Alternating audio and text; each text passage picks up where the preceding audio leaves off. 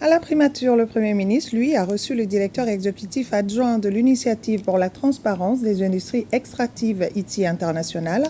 Il est venu réaffirmer son accompagnement aux autorités de la transition sur les réformes en cours dans notre pays. Écoutons Badi Baldé, directeur exécutif adjoint ITI International, au micro de Mamari Koné et Aliou Touré.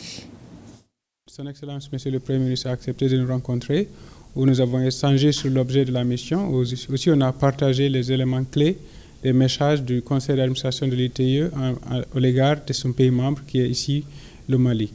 Donc, les éléments clés, c'est d'abord réaffirmer l'accompagnement de l'ITIE à l'État sur le programme de refondation des institutions. Parce que l'ITIE, c'est aussi un outil de gouvernance qui peut aider les États, ces États en transition, à refonder leurs institutions pour qu'elles soient plus transparentes, plus ouvertes, plus redevables aux citoyens. Et donc ça, c'était un des aspects clés. C'est aussi les priorités clés de l'ITIE international, de faire en sorte que la mise en œuvre, de faire en sorte que l'ITIE devienne un outil efficace de lutte contre la corruption, un outil efficace d'aide à la mobilisation des ressources domestiques au bénéfice des citoyens. L'ITIE Mali se porte bien.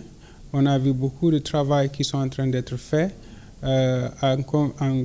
grâce à l'appui de la Banque mondiale et beaucoup d'autres acteurs et la mobilisation de toutes les parties prenantes sous le leadership de Monsieur le ministre des Mines et aussi son staff, tel que le secrétariat national de l'ITIE ici, M. Cissé qui est ici présent. Ils travaillent tous en synergie pour mettre en œuvre une norme internationale qui est aujourd'hui très exigeante. Et ils ont fait beaucoup de progrès, par exemple pour la publication des rapports. Nous comprenons que le Mali est sur le point de publier des rapports, y compris des chiffres de 2023, qui serait l'un des premiers pays, des pays mettant en œuvre l'ITIE aujourd'hui, à le faire. Et nous encourageons ce genre de travail si dynamique.